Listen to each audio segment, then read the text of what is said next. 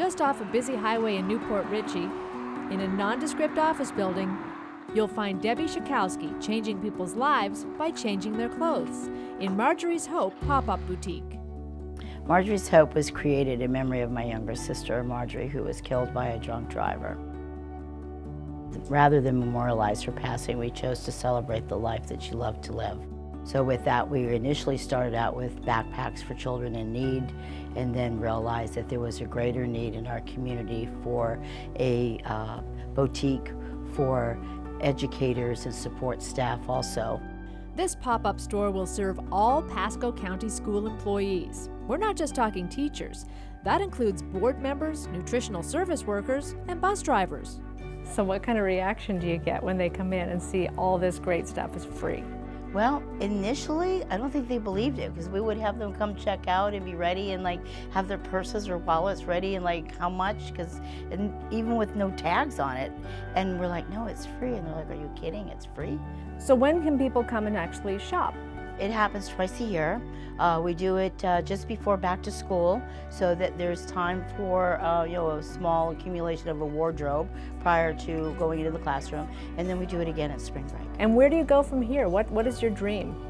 Well, our dreams are always big, but our dream would be to be able to purchase the entire lot of all 6 units and break down walls, make them connecting, and then we could then bring in the children's boutique as well. Sophia Edwards has been volunteering with Marjorie's Hope since the very beginning. She knows firsthand how important it is to give back.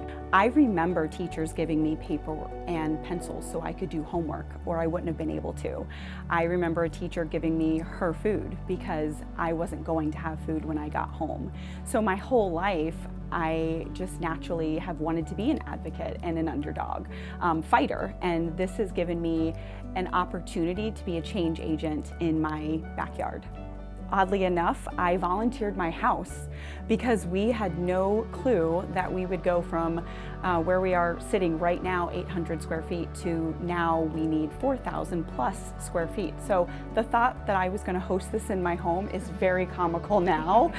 So it started like that, and then from there it was within, Debbie will tell you 6 days, but it wasn't. It was more like 3 to 4 days.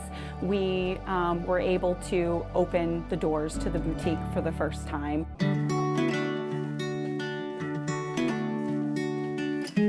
We've moved into the drop-off area, basically. Ann Flansbaum, you're responsible for actually going through all the donations and sorting and figuring out what stays, what goes. So what are we looking for here? So as the donations come in, we like to go through. There's a couple of things that we check. Sometimes they come on hangers, sometimes they just come in a bag or in a pile. Like the way I brought mine. And there's things that we look for. So I brought this today. Yep, so this is very lovely, absolutely something that a teacher could wear in the classroom. So we just make sure that it's clean, that the fabric is in good condition. We grab a hanger and we just kind of stage it on this little rack here for now.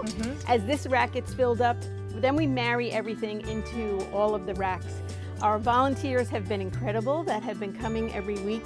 Without the volunteers coming to help, this would not look like this. Nicole de Blasi is with Wells Fargo, and you have a big role to play in all this because you coordinate the volunteers to come here. So why is it such a big deal for Wells Fargo to be involved in something like this? Yeah, Wells Fargo giving back to our communities is just tremendously important to us, and our team members are so passionate about it. Our local teams here in Pasco County volunteer every Tuesday here for Marjorie's Hope, where they come and they sort, hang, and organize all the clothing and accessories that you'll see that will go right back out into the community later this month. We're just really excited to be a part of everything that Marjorie's Hope has to do.